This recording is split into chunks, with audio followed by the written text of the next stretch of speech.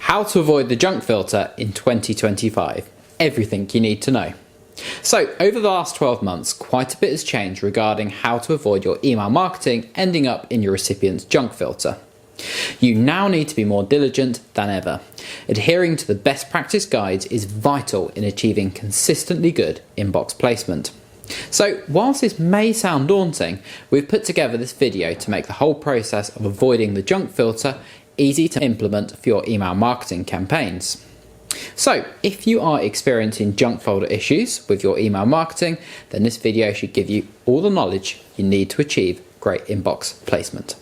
Spam filters have become more sophisticated over the last 12 months, leveraging AI and advanced algorithms. Here's everything you need to know. So, number 1, build and maintain a high quality email list. Use double opt-in and require users to confirm their subscription to ensure only genuinely interested recipients are added to your mailing list. Now, this stops your list being polluted with invalid email addresses and helps keep your bounce rate really low. Low bounce rates mean better inbox placement for everybody. Regular list hygiene. Remove inactive users and invalid email addresses periodically. Again, this really helps keep your data clean, resulting in better inbox placement. Segment your audience. Send relevant content to targeted groups to boost your engagement rates. Better rates help promote stronger inbox placement. Craft relevant and personalised content, writing engaging subject lines. So avoid all caps, excessive punctuation or spammy words like free, earn, money or limited time. This one really is a potential quick win. Subject headlines containing spam trigger phrases are one of the more common reasons for emails being delivered to the junk. Personalise your emails. Address recipients by their name and tailor content based on their preferences or past behaviour. Doing this reduces the number of people marking your email as spam. Again, this contributes to better inbox placement for future sends. Use a conversational tone. Write as though you're speaking directly to the recipient. Avoiding anything overly formal or too sales orientated, this really helps avoid the junk filter. If your email reads more as a conversation style, it's less likely to be cast as junk by spam filters. Optimise your email design. Keep the HTML clean, so avoid excessive code or large file sizes and ensure email renders correctly on all devices. Again, this one could be quite an easy win. Large image file sizes can result in junk folder placement. So we advise keeping your image file sizes underneath or around 200 kilobytes. The smaller, the better. Use alt text for many images. Many email clients block images by default, so the alt text ensures your message still gets across. Most email marketing software will make it easy to create alt tags for your images, so having these really helps adhere to best email marketing practices. Limit your image to text ratio. Maintain a balance of ratio around 60-40 between text and images. Too many images can bump up the chances of your email being delivered to spam. The golden rule here is only use images if they make a meaningful contribution to your message. Too many can really cause inbox issues. Comply with anti-spam laws. Provide a clear unsubscribe. Options include a visible and functioning unsubscribe link in every email. Any decent email marketing software will do all this for you. But also consider adding a small line of text to the very top of your mailer, reminding people how they opted in. This really helps to stop people marking your email as spam or unsubscribing. And include your contact information. A physical mailing address or phone number is a good idea for transparency. This helps to build trust. If trust is established, unsubscribe rates decline, resulting in better inbox placement for everybody. Honour user preferences promptly. Process opt-outs in a meaningful time. Any decent email marketing software will automate this process for you.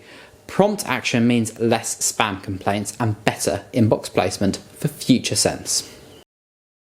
Use authentication protocols. So that's SPF, DKIM and DMARC.